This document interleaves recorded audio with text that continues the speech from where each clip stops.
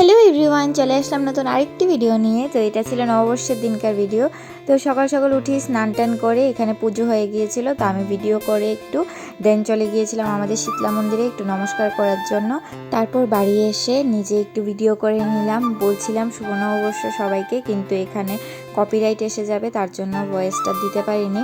দেন বেবিকে নিয়ে বসে পড়লাম, বেবিকে ফ্রেশ করাচ্ছিলাম, ওকে বলছিলাম শুভ নববর্ষ, তোমার তো এবার প্রথম নববর্ষ। ওকে নিয়েই সকালটা আমার কেটে যায়, ওকে নিয়ে একটু খেলাধুলা করি, দেন ওর সাথে একটু গল্প টল্প করে আমাদের কনভারসেশন চলতেই থাকে। তারপর চলে গিয়েছিলাম রান্নাতে, মা তো পুজোর কাজে ব্যস্ত ছিল সকাল টাইমটা। তারপর একটু পরে মাই সব রান্না করেছিল, আমি একটু লাড়াচাড়া দিয়েছিলাম আর কি।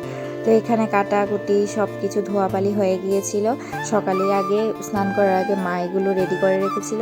দেন আমি আর মা মিলে একটু টুকটাক হেল্প করে সেরে রান্নাবান্না তাড়াতাড়ি শেষ করে নিই।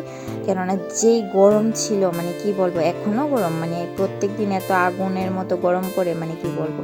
তো আমাদের এখানে হয়েছিল ওই দিনকে মাছের পেঁয়াজি, পাঁঠার মাংস, মুরগির মাংস, ভাজি, ডাল, এসবই যা হয় আর কি সবার বাড়িতে।